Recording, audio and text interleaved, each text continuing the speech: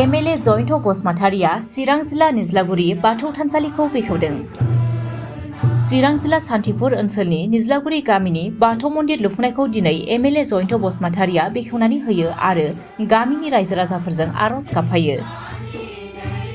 MLA Jayanta बसुमतारिया बेखेवनानै आरज गाबनायनि उनाव गोजोननाय फोरमायो आरो बे गामिनि रायजो राजाफोरा गावसोरनो रां जगायना समायना मन्दिर लुफुंनायनि गेजेरजों इसोरनाव आरज गाबना मोनफ्रोमबो बिथिङाव जौगानो आरो खैफोदनिफ्राय बारग'नो हाथों होननानै एमएलए जयन्त बसुमतारिया फोरमायो।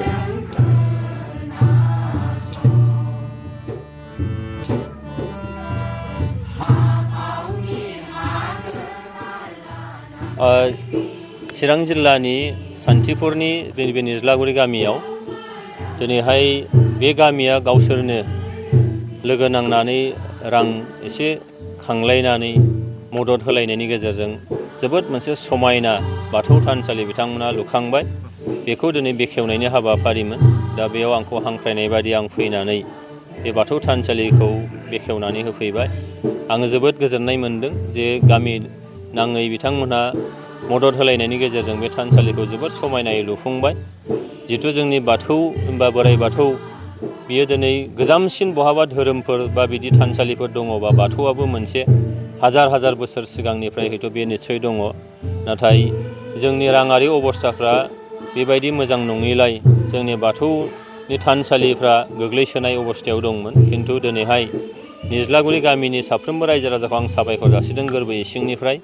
बिथांमोना गावसिनि नाजानायनि गेजेरजों दिनै समायनायै थानसालि मोनसे लुफुंबाय आरो बिनि गेजेरजों फैबाय थानाय समाव बे गामिनि फारफ्रोमबो बिथिं जौगानायनि फारफ्रोमबो बिथिं जोंनि खैदां खैफोदनि आफोदाव अबंलावरिनि खाथियाव जाहाथे आरज गाबनानै अबंलावरिनिफ्राय मोनसे बोरनि गेजेरजों गामिखौ रैखाथि होनो हायो।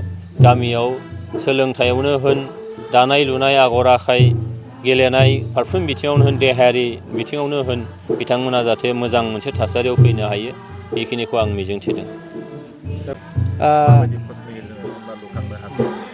गिबियावनो नोंथांमोनखौ जोंनि गामिनि जानानै आङो बरायग्रोनानै लाबाय।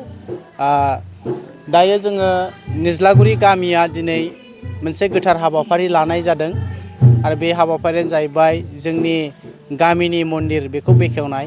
दा बे हाबाफारिया जोंनि मान होनो गोनां जोंनि 37 नं सिदलि बियाबनि एमएलए जाहा जयन्त बसुमतारि सारनि आखाइजों जों बेखेवबाय आरो आं बेखौनो खावलायगोन जोंनि साफ्रोमबो सिबियारि बिथांमोनखौ जे जोंनि जे थान बेखौ जोङो मोजाङै जोंनि खस्थ' खालामनायनि गेजेरजोंनो जोङो लुखांनानै लानो हायो बेखौ आङो खावलायगोन। आरो आं बेखौनो खावलायबावनो लुबैदों दिनै जोंनि गामिया बाव खुनु जों सरखारनिफ्राय अनसुंथाइ मोननानै जों मावफुङाखै।